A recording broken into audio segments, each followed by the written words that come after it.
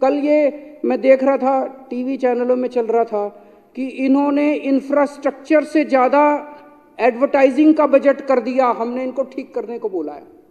यही चल रहा था ना टीवी चैनलों में कि जी एडवर्टाइजिंग का बजट इन्होंने इंफ्रास्ट्रक्चर से ज़्यादा कर दिया, हमने इनको ठीक करने को बोला है। उसमें बजट के अंदर 20,000 करोड़ तो इंफ्रास्ट्रक्चर पे है, 500 करोड़ एडवर्टाइजिंग पे है। अब ये 520,000 से ज़्यादा होता है, ये तो हमने नहीं सुना था। इन्होंने ऊपर से लेके नीचे तक अनपढ़ों की जमात बिठा रखी है। इसी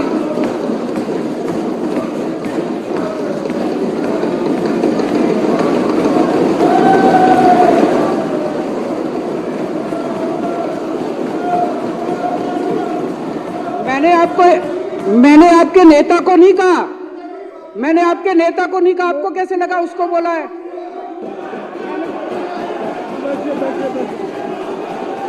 ठीक है, अच्छा है। मैंने तो नाम ही नहीं लिया, मैंने तो नाम ही नहीं लिया, मैंने किसी का नाम नहीं लिया, मैंने किसी का नाम नहीं लिया, मैंने किसी का नाम नहीं लिया।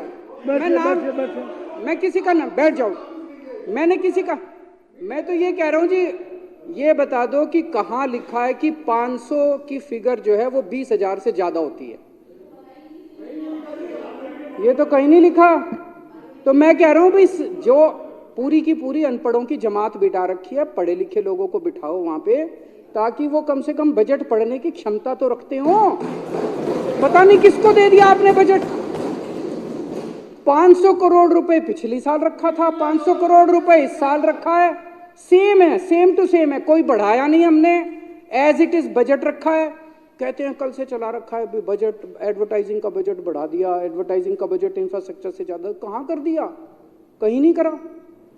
आज वो सेम टू सेम बजट हमने कोई चेंज करके नहीं भेजा, जो बजट में लिखा था उसी में से 4 लाइनें कोट कर करके भेज दी। आज एलजी साहब ने भी कल रात को 10:30 बजे लिख दिया अप्रूव्ड। यार ये क्या है यार, तो पहले ही अप्रूव कर देते, क्या जरूर थी? वो कह रहे थे मेरे सामने झुको, मेरे पैर पकड़ो, आपके सामने झुक गया ऐसा। आप ही प्रभु हो, आप ही सब कुछ हो।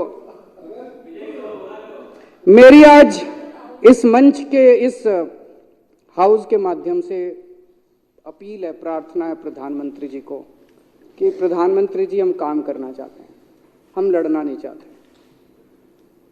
हमारी लड़ाई हमारे बस की बात नहीं है, हम बहुत छोटे लोग हैं, राजनीति में हम लड़ने के लिए नहीं आए, हमें राजनीति करनी नहीं आती। इस रोज रोज की लड़ाई से कुछ नहीं निकल रहा। जिस घर में लड़ाई होती है वो घर बर्बाद हो जाते हैं, जिस राज्य में लड़ाई होती है वो राज्य बर्बाद हो जाते हैं, जिस देश में लड़ाई होती है वो देश बर्बाद हो जाते हैं। लड़ाई से किसी का कहाँ भला हुआ है? कभी भला हुआ है? सबसे बना के रखनी चाहिए, सब मिलजुल के काम करेंगे, तरक्की होगी। दिल्ली ने इतना, कल आज मैं अखबारों में पढ़ रहा था, कल हमारे माननीय वित्त मंत्री जी ने इकोनॉमिक सर्वे प्रेजेंट किया, इतनी तरक्की की दिल्ली ने, देश का जो एवरेज है उससे कहीं ज्यादा आगे जाके तरक्की कर रही है दिल्ली, इतनी तरक्की कर रही है, इतनी तरक्की कर रही है। सोचो अगर ये रोज रोज के झगड़े नहीं होते तो 10 गुना तरक्की हो चुकी होती अभी तक जितनी हमारा डोर स्टेप डिलीवरी राशन करना चाहते थे हम, वो रोक दिया। किसका फायदा हुआ? जो राशन वाले चोरी करते थे, राशन माफिया था, उसका फायदा हुआ, जनता का फायदा तो नहीं हुआ।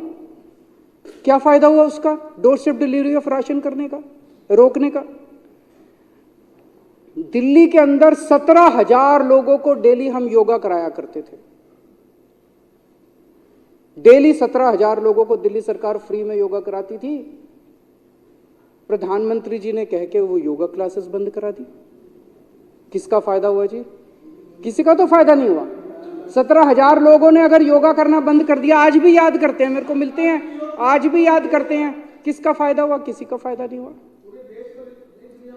हम अपने टीचर्स को, दिल्ली का शिक्षा जो व्यवस्था है उसकी तारीफ पूरे देश के अंदर हो रही है, पूरी दुनिया के अंदर हो रही है।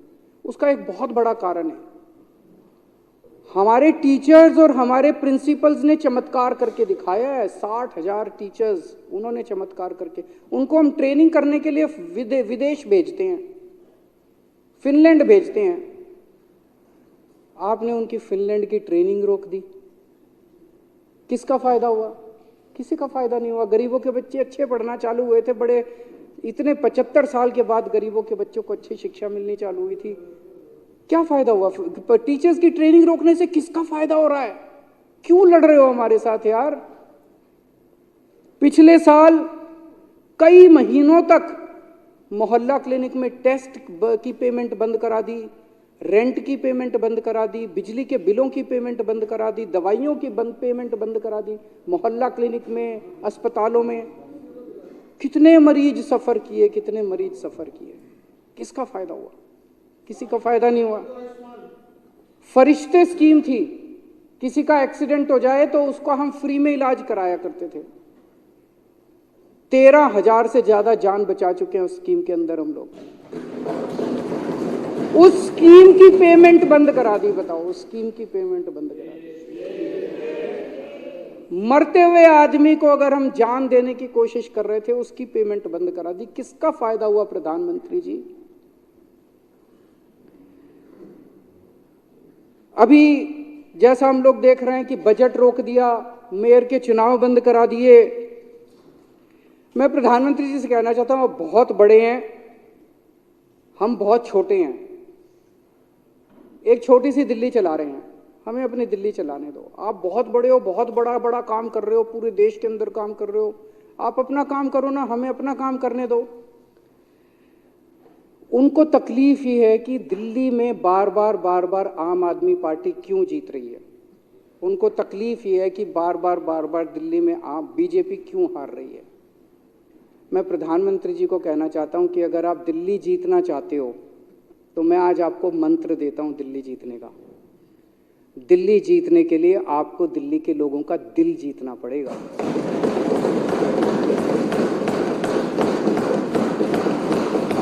ये रोज रोज लड़ाई झगड़े करने से दिल्ली वाले आपको वोट नहीं देने वाले। मैंने अगर दिल्ली में 1000 स्कूल ठीक कर दिए, आपके पास तो बहुत पैसा है, आप 1000 नए स्कूल बना दो, देखो लोग केजरीवाल को वोट देना बंद कर देंगे। मैंने दिल्ली में 550 मोहल्ला क्लिनिक बना दिया, आप 5,500 मोहल्ला क्लिनिक बना दो। लेकिन अगर आप केजरीवाल के 550 मोहल्ला क्लिनिक रोकने की कोशिश करोगे, अगर आप हमारे स्कूलों को रोकने की कोशिश करोगे और फिर सोचोगे मैं दिल्ली जीत लूं, इस जन्म में तो नहीं जीत पाओगे मोदी जी। हमसे लंबी लकीर खींचो, जो काम हमने किए उससे लंबी लकीर खींचो। आज इस पूरे सदन की ओर से मैं प्रधानमंत्री जी को कहना चाहता हूं, हम आपके साथ मिलकर काम करना चाहते हैं। हम आपसे लड़ना नहीं चाहते, हमारे को लड़ाई करनी नहीं आती, हमको राजनीति करनी नहीं आती। हम आपसे मिलकर काम करना चाहते हैं, आपसे सहयोग चाहते हैं। हम बहुत छोटे हैं, जैसे परिवार में होता है। दिल्ली के लोग जो हैं आपके सामने छोटे भाई की तरह हैं। लेकिन अगर कोई बड़ा भाई रोज आके छोटे भाई को 2 थप्पड़ मारेगा, रोज आके उसको डांटेगा, तो छोटा भाई भी बेचारा कब तक बर्दाश्त करेगा।